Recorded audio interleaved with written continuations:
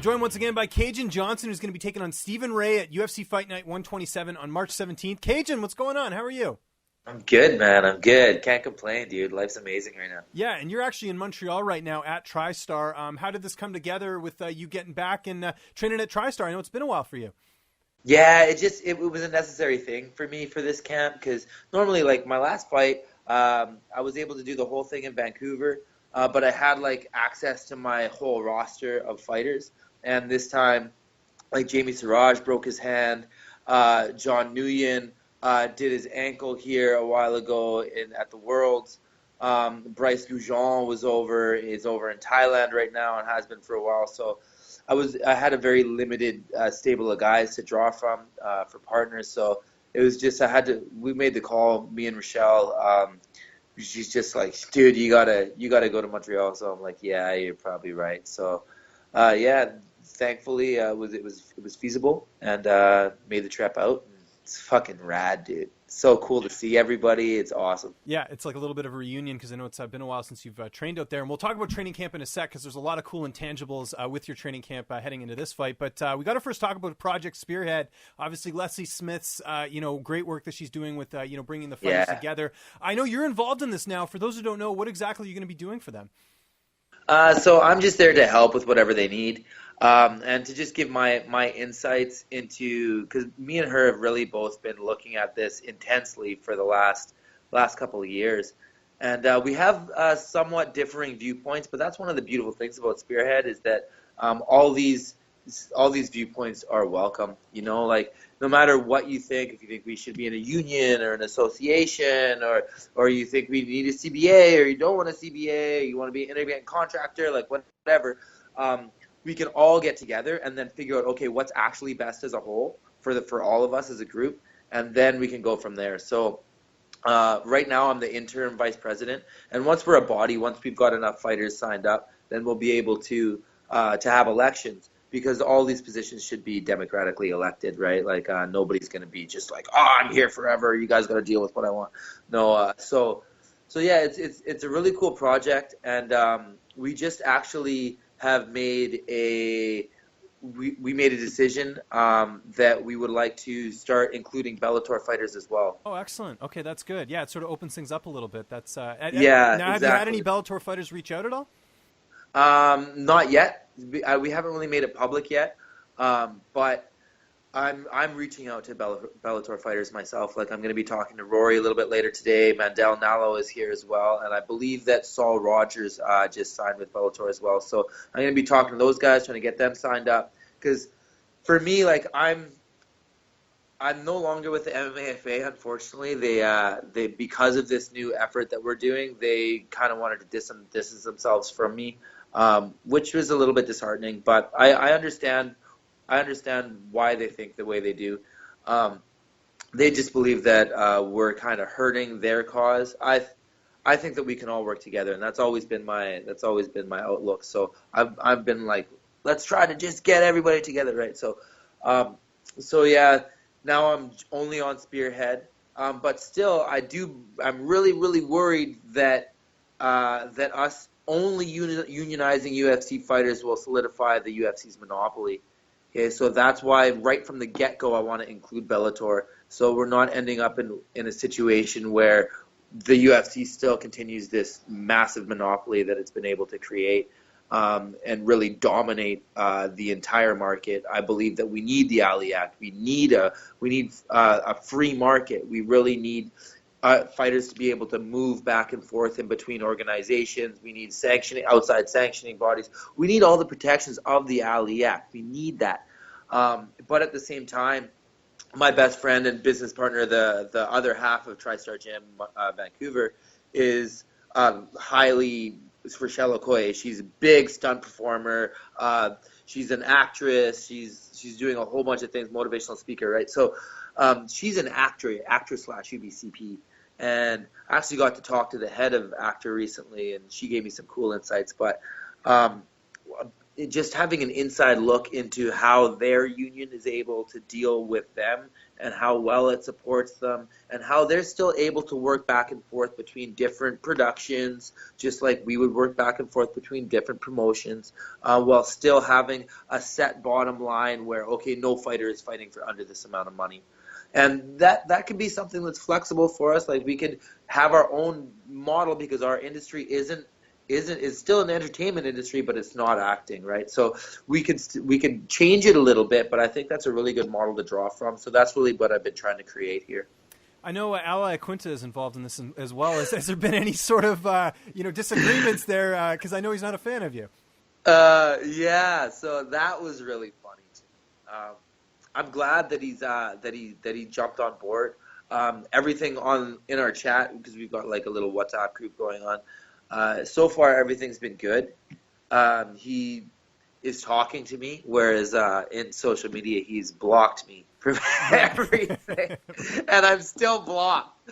But in this chat, everything's kosher, man. So I'm hoping that continues, and I'm glad he's a part of the process. He's been very vocal, speaking out against the UFC, so it's amazing to see him to really take some action and do something that's going to benefit us in the long term. That's excellent. We'll definitely be keeping tabs on that, but let's talk about you. Obviously coming off a huge win in Edmonton at UFC 215.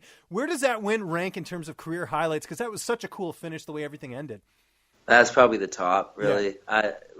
After everything I've gone through, and after everything that I've done recently, it was just the perfect situation. And it was a weird knockout too. It wasn't normal, which I like. I like anything that's weird and people are question, make you think, because that's always been everybody's criticism. I've heard it for years. Is oh, he's got no power. Oh, he's got no power. Oh, he's really, really good, but he's got no power. He doesn't have that stopping power. And then it just goes to show, people have a misunderstanding of power. The right shot, the accuracy, the timing, that will. Maybe I haven't been gifted with power, but these are things that you can learn as well, right? So it was just a really, really good cap to that year, No, it was. It was awesome. Did you have any friends that won any money? Because I know you were a bit of an underdog heading into the fight. Yes, I had quite a few friends that won money on it. If I had more money at the time, I would have bet my whole purse on myself, because it's not very often I'm going to be a 350 underdog again. Right. So yeah, that was a wicked bet, and that's exactly the type of bet that I look for if I'm ever betting on a fight. That's exactly the type that I'm looking for. So yeah, it was a good situation.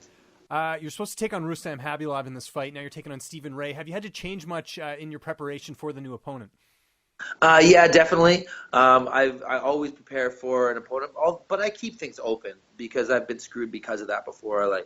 Prepare for one opponent, and then he comes out and fights completely differently. Tai Hyun Bong just comes out orthodox the entire fight. What's happening? Yeah. I was preparing for a southpaw. So I prepare for everything, but I did have a specific game plan, and I was doing a lot of visualization and meditation on Rustam Khabilov specifically. So now I've had to shift that to Stephen Ray, and he's a different fight. It's probably a more fun fight. I'm a little bit more free because his strengths aren't as strong as Khabilov, but he has far less weaknesses. So he's more of a mixed martial artist. He's got a couple really good options from pretty much every single distance, every position. He addresses all of the 5 dimensions, but it's still limited. It's still limited because he has only a few techniques in each of these distances in each of these positions, whereas I have I think I have a wider array of techniques, and I believe that I think I'm better everywhere. So I'm still going to direct the fight around where I think he has the biggest strengths, but it's a lot more. I'll be a lot more free in this fight. I think the fans are going to see a lot more of who I actually am, instead of like looking at my last fight. Like, oh, everybody's like, oh, he just runs. That's all he wants to do is run, and then hopefully get a lucky shot. Right. No, dude. Did you watch the fight before? Did you watch the one? I always fight different. Man. I know, it's true. You never get in the same Kajan Johnson in every fight. That's definitely true. No, because I'm always learning and evolving, and every opponent's different, right? Exactly, you can't approach two opponents in the same manner. If you're doing that, then you're going to get exploited eventually by somebody. Right, so yeah, I've got a bit of a different game plan going into this one, but as always, it's a positional game plan. I never like try to be okay. First minute I'm going to do this, and the second minute I'm going to do this. It doesn't work like that. Fighting doesn't work like that, right? So I've got positional game plans of if I'm in this position, I'm going to do A, B, and C. Here's my offenses, here's my defenses, and all of these positions I have little game plans. And then when I get in there, like I see what he's going to give me. You know, I'll do little feints and little switches and little like put out my feelers and see what he wants to give me and take the path of least resistance. Speaking of being different, you guys have trained together in the past. I know briefly, you and Steven, because Steven was at TriStar briefly now. I spoke to him, and he remembers training with you. Do you remember training with him at all? Oh, yeah, of course. We trained for quite a while, actually, from what I remember. We trained together multiple times. I sparred him multiple times, rolled with him multiple times. He was always competitive rounds. He's got a good will to win, and I think he's better in a fight than he is in the gym, from what I've seen.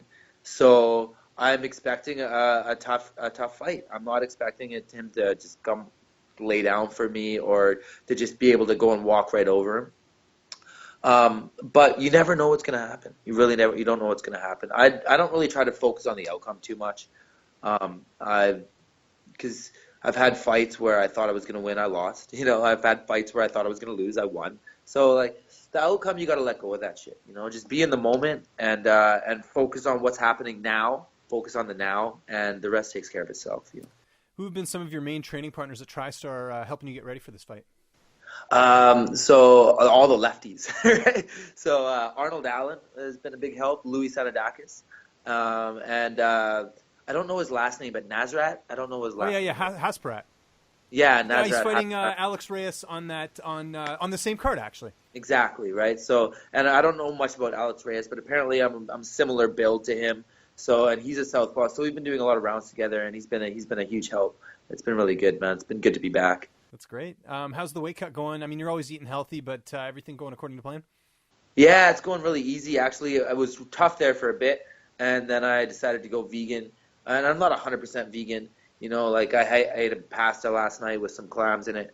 But for the most part, I eat a much more plant-based diet now than I was before. And I feel phenomenal.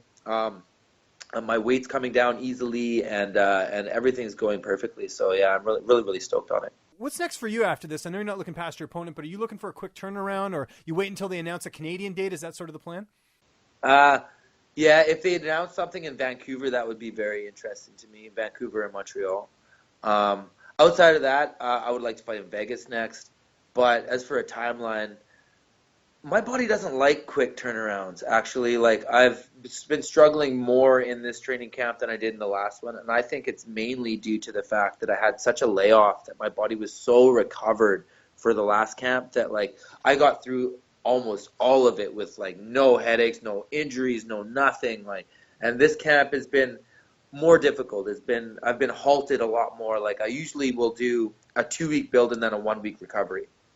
And some of my 2-week builds have been interrupted by sickness or interrupted by small injuries that I have to take care of so they don't turn into big injuries.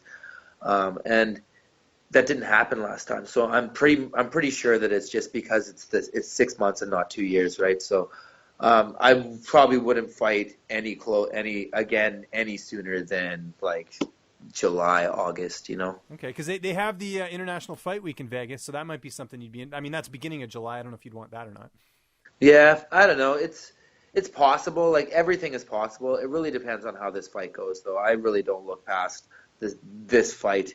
And there's so much else going on, too, in the world. Like, yeah. There's so much else I have to deal with. Like, I got, like, 3 guys fighting in Nationals April 15th, and then I got a bunch of other guys fighting in BFL May 18th, and then I got Jamie going again after that. So it's just, like, as soon as I'm done with this fight, now You it's got like, other okay, I stuff can going get back on, to my rest of my life, you know? So, yeah, there's a lot.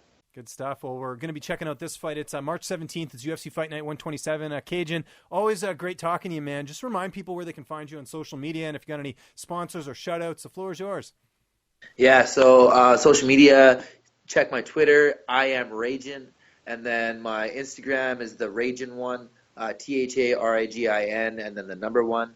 My gym is on Twitter at Tristar_Van It's on Instagram at Tristar_Vancouver.